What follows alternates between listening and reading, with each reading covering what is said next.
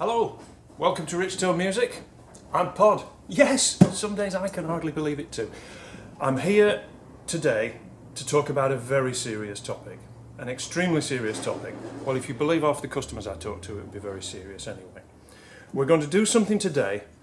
We're going to step where wise men fear to. What we're going to do today is we are going to adjust the truss rod. Ah! No! He'll get us all killed! Not the truss rod! Yes, it's just a truss rod. Calm down. This is how we do it. Your guitar has a neck, which is made of wood. Wood is susceptible to the tension on the strings, of course, as we probably know. Now, the truss rod is just simply a device that's put in there to adjust the natural bend of the neck back into line, so you can put it where you want it. Now, I've spoken to many people. They'll take their own car to pieces, put it back together again, they'll scale mountains, they'll do open heart surgery, they'll do CPR, and if you say, oh, did you adjust your truss rod? They'll go, huh, truss rod? Are you insane? Now, it's very easy. The best thing to do when you're adjusting a truss rod, first thing to do is you need to know how much you want to do. And first you need to check to see whether you need it. Now, physics has given us a straight edge built into your guitar. It's the string.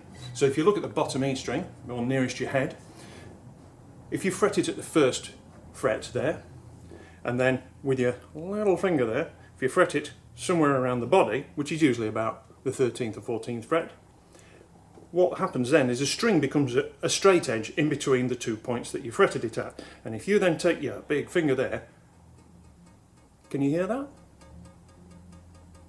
That is the sound of the string travelling a very small distance and hitting a fret in the middle.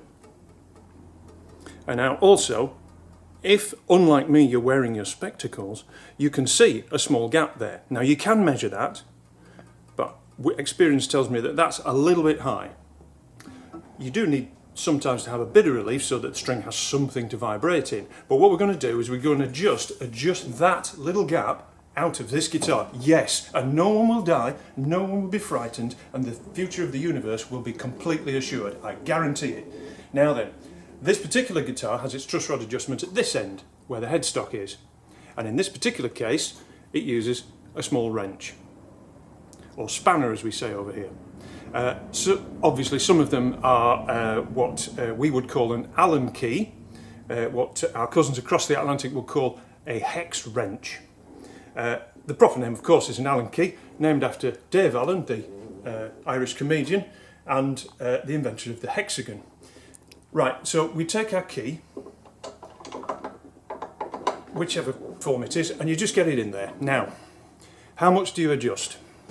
As you're looking at this guitar from that point of view, if you imagine that the lever, whether it's this end of the key or whatever it may be, whether it's whatever the tool is, if you imagine that that's a bit like a hand on a clock face. If you can imagine a full circle, what you need to do is decide a small increment to turn it by. And there's a good reason for this. The main reason is that if you use small, easily remembered increments, if you get it wrong, you can go back. Just remember where you parked, that's what I say. So using that, I'm just going to turn it round. I'm looking down here, I can see, from my point of view, that the lever's over here. Now, what I'm going to do in this particular case is I'm going to try a quarter of a turn, which means I'll turn it so that it would be that way. Now, in order to make the truss rod do its job more and pull the neck back, we need to tighten it, which is turning it to the right. So, there. No, I don't think the Large Hadron Collider stopped. No, everything's still as it was, unless we've jumped into a parallel dimension where everything is as it was. So, now that would mean that I've tightened the truss rod. It will have pulled the strings slightly that way. Now, clever amongst you will go, hang on a minute, if you're pulling the strings that way, won't it be tightening the strings and making them sharp? And the answer is yes, it will. So the next thing we do, after we've made a small adjustment, is we check the tuning. Because if we need to retune the guitar, that will also have an effect. And yep, the guitar is very slightly sharp. I did check that it was in tune before we started, by the way, just so you don't think I'm just making this up.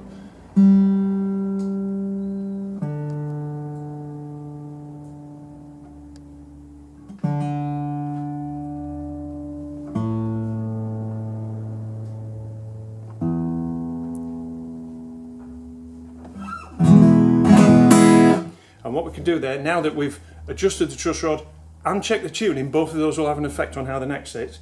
We can do exactly the same thing again. First fret, 14th fret. Now we can still hear a little gap, a little tap. That does mean that there is still a little bit of gap there for the string to vibrate in. But I can see from my point of view, it would be difficult to show on the camera, that the gap is much smaller.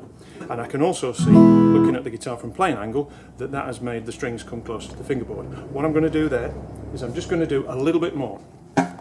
What I'm going to do now, put the key on, imagine the circle again. This time, because I don't want to do too much at one go, I'm not going to do a quarter of a turn, I'm just going to do a quarter of a quarter, or an eighth of a turn. So I'm just going to turn that there. And again, just check the tuning, because even a small increment like that will have an effect. And when you're talking about race tuning your beautiful instrument, all these things are important.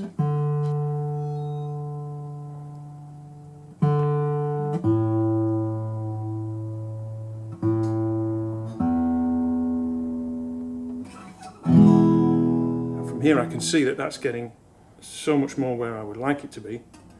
Yep, and the gap has dropped a tiny little bit more.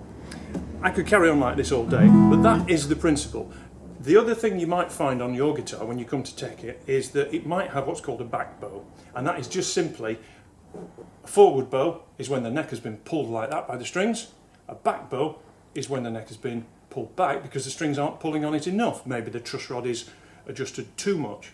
And quite honestly, I don't even need to show you, do I? If you were to do that and find out there was no tappity-tap at all, and you could see the string was touching the frets, even an inexperienced person would know that that means that the neck must be bowed back like that. And then you just simply let the truss rod off. That's turn it to the left. And again, one of the important things about not getting in a pickle with this kind of adjustment is just remember where you started from and do it in measurable increments. Or little chunks, if you prefer. So, take a quarter of a turn, an eighth of a turn, and if you find you've gone too far, you can always go back. If you put a quarter on and it's too much, go back an eighth. Get the idea? Well, to be honest, I don't think there's a great deal more to say about truss rods. There is one slight don't try this at home moment, which I'd just like to share.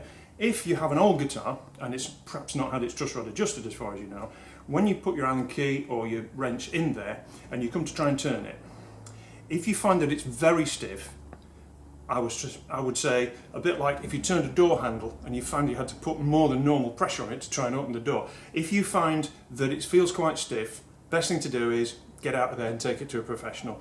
Old guitars, the truss rod could have seized. It could also have already been wound up as far as it will go to hide some defect in the neck. So you don't know. One thing you can do if you try to tighten it and it is locked is you can bust it. Believe me, I've done it, it's not pretty and it's quite expensive to sort out, so best not to do it, folks. So that, apart from that, really there's nothing much you can do to a guitar with a truss rod that you can't undo. And many guitars, although they play reasonably well, can play much better if all you do is you adjust the truss rod so that it's right for the strings you have on the neck. I'm going to leave it at that. You've been very kind listening, assuming you have been listening. You have been listening, haven't you? I'm just going to leave you with the words of the wise sage. Try not. Do or do not. There is no try. May the forks be with you.